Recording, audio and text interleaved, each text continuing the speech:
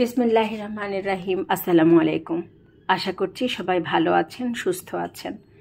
পাঠ করছিলাম আল বিদায়া ওয়ান নিহায়া গ্রন্থটি লিখেছেন আবুল ফিদা হাফিজ ইবনে কাসির আদ-দামেস্কি রহমতুল্লাহি আলাইহি। অনুবাদ করেছেন মাওলানা সৈয়দ মোহাম্মদ এমদাদউদ্দিন, মাওলানা মোহাম্মদ মহিউদ্দিন, মাওলানা বোরহানুদ্দিন এবং মাওলানা মোহাম্মদ আবু তাহের। আমরা পাঠ করছিলাম আদম আলাইহিসসালামের সৃষ্টির ঘটনাবলী। আজকে আমি এর চতুর্থ পর্বটি আপনাদেরকে শোনাব। ইবনে আব্বাস রাদিয়াল্লাহু আনহু বলেন, রাসূলুল্লাহ সাল্লাল্লাহু আলাইহি ওয়াসাল্লাম বলেছেন, আল্লাহ তাআলা জিলহজের 9 তারিখে নুমান নামক স্থানে আদম আলাইহিসসালামের পিঠ থেকে অঙ্গীকার নেন। তারপর তার মেরুদণ্ড থেকে কিয়ামত পর্যন্ত আগমনকারী তার সকল সন্তানকে বের করে এনে তার সম্মুখে ছড়িয়ে দেন। তারপর তাদের সাথে সামনাসামনি কথা বলেন। তিনি তাদের জিজ্ঞাসা করেন, আমি কি তোমাদের রব নই? তারা বলল, নিশ্চয়ই আমরা সাক্ষী থাকলাম। এই স্বীকৃতি গ্রহণ এজন্য যে তোমরা যেন কিয়ামতের দিন বলতে না পারো আমরা তো এ ব্যাপারে অনবহিত ছিলাম, কিংবা তোমরা যেন বলতে না পারো যে আমাদের পূর্বপুরুষগণই তো আমাদের পূর্বে শিরক করে আর আমরা তো তাদের পরবর্তী বংশধর। তবে কি পথভ্রষ্টদের কৃতকর্মের জন্য তুমি আমাদের ধ্বংস করবে? পবিত্র কোরআনের 7ম সূরা আয়াত 172-173। ইমাম নাসাই ইবনে জারির ও হাকিম রহমতুল্লাহি আলাইহি এই হাদিসটি বর্ণনা করেছেন। হাকিম রহমতুল্লাহি আলাইহি হাদিসটির সনদ সহিহ বলে মন্তব্য করেছেন। প্রামাণ্য কথা হলো, বর্ণিত হাদিসটি আসলে ইবনে আব্বাস রাদিয়াল্লাহু আনহু এর উক্তি। আবদুল্লাহ ইবনে ওমর রাদিয়াল্লাহু আনহু থেকেও মওকুফ মরফু উভয় সূত্রেই হাদিসটি বর্ণিত হয়েছে। তবে মওকুফ সূত্রটি সর্বাধিক বিশুদ্ধ। তবে অধিকাংশ আলিমের মতে সেদিন আদম আলাইহিসসালামের সন্তানদের কাছ থেকে অঙ্গীকার নেওয়া হয়েছে। তাদের দলিল হলো ইমাম আহমদ রহমতুল্লাহি আলাইহি বর্ণিত নিম্নোক্ত হাদিসটি, যাতে আছে, আনাস রাদিয়াল্লাহু আনহু বলেন, রাসূলুল্লাহ সাল্লাল্লাহু আলাইহি ওয়াসাল্লাম বলেছেন, কিয়ামতের দিন কোনো এক জাহান্নামীকে বলা হবে, আচ্ছা, যদি তুমি পৃথিবীর সমুদয় বস্তু সম্ভারের মালিক হতে, তাহলে এখন জাহান্নাম থেকে মুক্তি পাওয়ার জন্য তার সমস্ত কিছু মুক্তিপণ রূপে দিতে প্রস্তুত থাকতে? উত্তরে সে বলল, জি হ্যাঁ। তখন আল্লাহ বললেন, আমি তো তোমার নিকট থেকে এর চাইতে আরও সহজটাই চেয়েছিলাম। আদম আলাইহিসসালাম এর পিঠে থাকা অবস্থায় আমি তোমার নিকট থেকে অঙ্গীকার নিয়েছিলাম যে আমার সাথে তুমি কাউকে শরিক করবে না, কিন্তু তা প্রত্যাখ্যান করে তুমি শরিক না করে ছাড়নি। সুবার বরাতে বুখারী রহমতুল্লাহি আলাইহি এবং মুসলিম রহমতুল্লাহি আলাইহি হাদিসটি বর্ণনা করেছেন। আবু জাফর রাজি রহমতুল্লাহি আলাইহি বর্ণনা করেন যে উবাই ইবনে কাব রাদিয়াল্লাহু আনহু ওয়াইজ আখাযা রাব্বুকাল এই আয়াত এবং এর পরবর্তী আয়াতের ব্যাখ্যায় বলেন, কিয়ামত পর্যন্ত আগমনকারী সকল মানুষ সৃষ্টি করে আল্লাহ তাআলা তাদের এক স্থানে সমবেত করেন। তারপর তাদের সাথে কথা বলেন এবং তাদের নিকট থেকে অঙ্গীকার গ্রহণ করেন এবং তাদের নিজেদেরকেই তাদের সাক্ষী রূপে রেখে তিনি জিজ্ঞাসা করেন, আমি কি তোমাদের রব নই? তারা বলল, জি হ্যাঁ। আল্লাহ বললেন, এ ব্যাপারে আমি 7 আসমান 7 জমিন এবং তোমাদের পিতা আদমকে সাক্ষী রাখলাম, যাতে কিয়ামতের দিন তোমরা এ কথা বলতে না পারো যে এ ব্যাপারে তো আমরা কিছুই জানতাম না। তোমরা জেনে রাখো যে আমি ছাড়া কোনো ইলাহ নেই, আমি ব্যতীত কোনো রব নেই, আর আমার সাথে তোমরা কাউকে শরিক করো না। তোমাদের নিকট পর্যায়ক্রমে আমি রাসূল পাঠাবো, তারা তোমাদেরকে আমার এই অঙ্গীকার ও এ প্রতিশ্রুতির ব্যাপারে সতর্ক করবেন, আর তোমাদের কাছে আমি আমার কিতাব নাজিল করব। তারা বলল, আমরা সাক্ষ্য দিলাম যে আপনি আমাদের রব ও ইলাহ, আপনি ব্যতীত আমাদের কোনো রব বা ইলাহ নেই। মোট কথা, সেদিন তারা আল্লাহর আনুগত্যের অঙ্গীকার করেছিল। এরপর উপর থেকে দৃষ্টিপাত করে আদম আলাইহিসসালাম তাদের মধ্যে ধনী, গরিব ও সুশ্রী কুশ্রী সকল ধরনের লোক দেখতে পেয়ে বললেন, হে আমার রব, আপনার বান্দাদের সকলকে যদি সমান করে সৃষ্টি করতেন। আল্লাহ বললেন, আমি চাই আমার শুকরিয়া আদায় করা হোক। এরপর আদম আলাইহিসসালাম নবীগণকে তাদের মধ্যে প্রদীপের ন্যায় দীপ্তিমান দেখতে পান। আল্লাহ তাআলা তাদের নিকট থেকে রিসালাত ও নবুয়তের বিশেষ অঙ্গীকার গ্রহণ করেন। এ প্রসঙ্গেই আল্লাহ তাআলা বলেন, স্মরণ করো যখন আমি নবীগণের নিকট থেকে অঙ্গীকার গ্রহণ করেছিলাম এবং তোমার নিকট থেকেও, এবং নূহ, ইব্রাহিম, মুসা ও মারয়াম তনয় ঈসার নিকট থেকে, এদের নিকট থেকে গ্রহণ করেছিলাম দৃঢ় অঙ্গীকার। তিনি আরও বলেন, তুমি একনিষ্ঠ হয়ে নিজেকে দিনে প্রতিষ্ঠিত করো, আল্লাহর প্রকৃতির অনুসরণ করো, যে প্রকৃতি অনুযায়ী তিনি মানুষ সৃষ্টি করেছেন। আল্লাহর সৃষ্টির কোনো পরিবর্তন নেই। অর্থাৎ অতীতের সতর্ককারীদের ন্যায় এ নবীও একজন সতর্ককারী।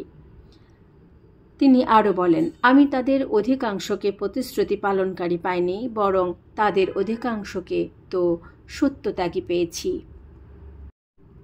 ইমাম আবদুল্লাহ ইবনে আহমদ ইবনে আবু হাতিম ইবনে জারির ও ইবনে মারদুয়েহ রহমতুল্লাহি আলাইহি তাদের নিজ নিজ তাফসির গ্রন্থে আবু জাফর রহমতুল্লাহি আলাইহি সূত্রে হাদিসটি বর্ণনা করেছেন। মুজাহিদ, ইকরিমা, সাইদ ইবনে জুবায়ের, হাসান বসরি, কাতাদা ও সুদ্দি রহমতুল্লাহি আলাইহি প্রমুখ পূর্বসূরি আলিম থেকেও এই হাদিসের সমর্থনে বর্ণনা পাওয়া যায়। আর পূর্বে আমরা এ কথাটি উল্লেখ করে এসেছি যে ফেরেশতাগণ আদম আলাইহিসসালামকে সিজদা করার জন্যে আদিষ্ট হলে ইবলিশ ব্যতীত সকলেই সে খুদাই ফরমান পালন করেন। ইবলিশ হিংসা ও শত্রুতাবশত সিজদা করা থেকে বিরত থাকে। ফলে আল্লাহ তাআলা তাকে আপন সান্নিধ্য থেকে বিতাড়িত করে অভিশপ্ত শয়তান বানিয়ে পৃথিবীতে নির্বাসন দেন। ইমাম আহমদ রহমতুল্লাহি আলাইহি বর্ণনা করেন যে আবু হুরায়রা রাদিয়াল্লাহু আনহু বলেন, রাসূলুল্লাহ সাল্লাল্লাহু আলাইহি ওয়াসাল্লাম বলেছেন, আদমের সন্তানরা সিজদার আয়াত পাঠ করে যখন সিজদা করে, ইবলিশ তখন একদিকে সরে গিয়ে কাঁদতে শুরু করে এবং বলে, হায় কপাল, আল্লাহর আদেশ পালনার্থে সিজদা করে আদম সন্তান জান্নাতি হলো, আর সিজদার আদেশ অমান্য করে আমি হলাম জাহান্নামী। ইমাম মুসলিমও হাদিসটি বর্ণনা করেছেন।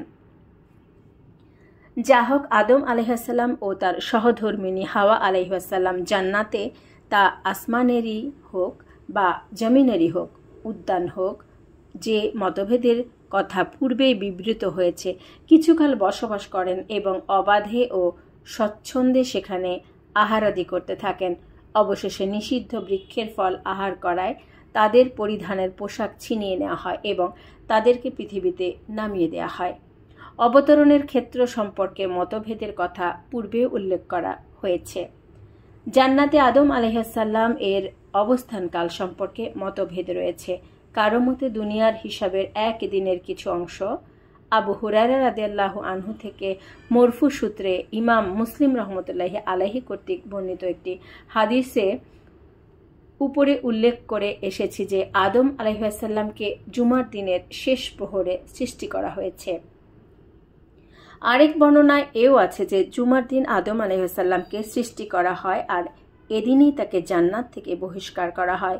সুতরাং যদি এমন হয়ে থাকে যে যেদিন আদম আলাইহিসসালামের সৃষ্টি হয় ঠিক সেদিনই জান্নাত থেকে তিনি বহিষ্কৃত হন, তাহলে একথা বলা যায় যে তিনি একদিনের মাত্র কিছু অংশ জান্নাতে অবস্থান করেছিলেন।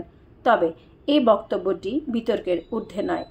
পক্ষান্তরে যদি তার বহিষ্কার সৃষ্টির দিন থেকে ভিন্ন কোনো দিনে হয়ে থাকে কিংবা ওই 6 দিনের সময়ের পরিমাণ 6000 বছর হয়ে থাকলে সেখানে তিনি সুদীর্ঘ সময়ই অবস্থান করে থাকবেন। যেমন ইবনে আব্বাস রাদিয়াল্লাহু আনহু, মুজাহিদ ও জাহাক রহমতুল্লাহি আলাইহি থেকে বর্ণিত এবং ইবনে জারির রহমতুল্লাহি আলাইহি কর্তৃক সমর্থিত হয়েছে বলে পূর্বেই উল্লেখিত হয়েছে। ইবনে জারির রহমতুল্লাহি আলাইহি বলেন, এটা জানা কথা যে আদম আলাইহিসসালামকে সৃষ্টি করা হয়েছে জুমা দিবসের শেষ প্রহরে, আর তথাকার এক প্রহর দুনিয়ার 83 বছর 4 মাসের সমান। এতে প্রমাণিত হয় যে রুহু সঞ্চারের পূর্বে মাটির মূর্তিরূপে আদম আলাইহিসসালাম 40 বছর এমনিতেই পড়ে রয়েছিলেন, আর পৃথিবীতে অবতরণের পূর্বে জান্নাতে অবস্থান করেছেন 43 বছর 4 মাস কাল। আল্লাহই সর্বজ্ঞ। আব্দুর রাজ্জাক রহমতুল্লাহি আলাইহি বর্ণনা করেন যে আতা ইবনে আবু রাবাহ রহমতুল্লাহি আলাইহি বলেন, আদম আলাইহিসসালাম এর পদদ্বয় যখন পৃথিবী স্পর্শ করে তখনও তার মাথা ছিল আকাশে। তারপর আল্লাহ তার দৈর্ঘ্য 60 হাতে কমিয়ে আনেন।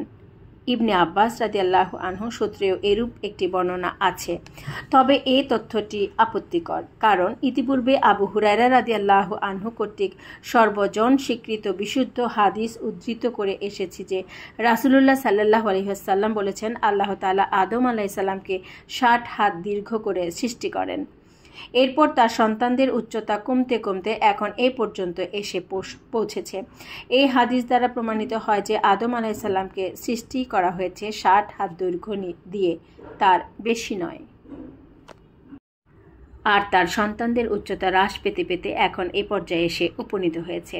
ইবনে জারির রহমতুল্লাহি আলাইহি ইবনে আব্বাস রাদিয়াল্লাহু আনহু থেকে বর্ণনা করেন যে আল্লাহ তাআলা বলেন যে, হে আদম, আমার আরশ বরাবর পৃথিবীতে আমার একটি সম্মানিত স্থান আছে, তুমি গিয়ে তথায় আমার জন্য একটি ঘর নির্মাণ করে তা তাওয়াফ করো, যেমনটি ফেরেশতারা আমার আরশ তাওয়াফ করে। অতঃপর আল্লাহ তাআলা তার কাছে 100 ফেরেশতা প্রেরণ করেন। তিনি আদম আলাইহিস সালামকে জায়গাটি দেখিয়ে দেন এবং তাকে হজ্জের করণীয় কাজসমূহ শিখিয়ে দেন। ইবনে জারির রহমতুল্লাহি আলাইহি আরও উল্লেখ করেন যে দুনিয়ার সেখানে আদম আলাইহিস সালামের পদচারণা হয়। পরবর্তীতে সেখানেই একটি জনবসতি গড়ে ওঠে। ইবনে আব্বাস রাদিয়াল্লাহু আনহু থেকে আরও বর্ণিত আছে যে পৃথিবীতে আদম আলাইহিস সালামের প্রথম খাদ্য ছিল গম। জিবরাইল আলাইহিস সালাম তার কাছে 60টি গমের বীজ নিয়ে উপস্থিত হলে তিনি জিজ্ঞাসা করলেন, এগুলো কি? জিবরাইল আলাইহিস সালাম বললেন, এই তো আপনার এই নিষিদ্ধ বৃক্ষের ফল যা আপনি খেয়েছিলেন। আদম আলাইহিস সালাম জিজ্ঞাসা করলেন, এগুলো আমি কি করব? জিবরাইল আলাইহিস সালাম বললেন, জমিনে বপন করবেন। উল্লেখ্য যে তার প্রতিটি বীজের ওজন ছিল দুনিয়ার 1 লক্ষ দানা অপেক্ষা বেশি। বীজগুলো রোপণ করার পর ফসল উৎপন্ন হলে আদম আলাইহিস সালাম তা কেড়ে মাড়িয়ে পিষে আটা বানিয়ে খামির করে রুটি বানিয়ে বহু ক্লেশ ও শ্রমের পর তা আহার করেন। এই প্রসঙ্গেই আল্লাহ তাআলা বলেন, ফালা ইখরিজান্নাকুমা, সুতরাং সে যেন তোমাদের কিছুতেই জান্নাত থেকে বের করে না দেয়, দিলে তোমরা দুঃখ পাবে। আদম আলাইহিস সালাম ও হাওয়া আলাইহিস সালাম সর্বপ্রথম যে পোশাক পরিধান করেন তা ছিল ভেড়ার পশমের তৈরি। প্রথমে চামড়া থেকে পশমগুলো খসিয়ে তা দিয়ে সুতা তৈরি করেন। তারপর আদম আলাইহিস সালাম নিজের জন্য একটি জুব্বা আর হাওয়ার জন্য একটি কামিজ ও একটি ওড়না তৈরি করে দেন। জান্নাতে থাকাবস্থায় তাদের কোনো সন্তানাদি জন্মেছিল কিনা এ ব্যাপারে মতভেদ রয়েছে। কারো কারো মতে পৃথিবী ছাড়া অন্য কোথাও তাদের কোনো সন্তান জন্মেনি, কেউ বলেন জন্মেছে। কাবিল ও তার বোনের জন্ম জান্নাতেই হয়েছিল, আল্লাহ সর্বজ্ঞ। উল্লেখ্য যে প্রতি দফায় আদম আলাইহিস সালাম এর একসঙ্গে একটি পুত্র সন্তান ও একটি কন্যা সন্তান জন্ম নিত, আর এক গর্ভের পুত্রের সঙ্গে পরবর্তী গর্ভের কন্যার ও কন্যার সঙ্গে পুত্রের বিবাহ দেওয়ার বিধান দেয়া হয়। পরবর্তীতে একই গর্ভের 2 ভাই বোনের বিবাহ নিষিদ্ধ করে দেয়া হয়েছিল। আজ এ পর্যন্তই। আগামী পর্বে আমি আপনাদেরকে শোনাবো কাবিল ও হাবিলের কাহিনী। ভিডিওটি ভালো লাগলে অবশ্যই চ্যানেলটি সাবস্ক্রাইব করে রাখবেন। সবাই ভালো থাকুন, সুস্থ থাকুন। আসসালামু আলাইকুম। আল্লাহ হাফেজ।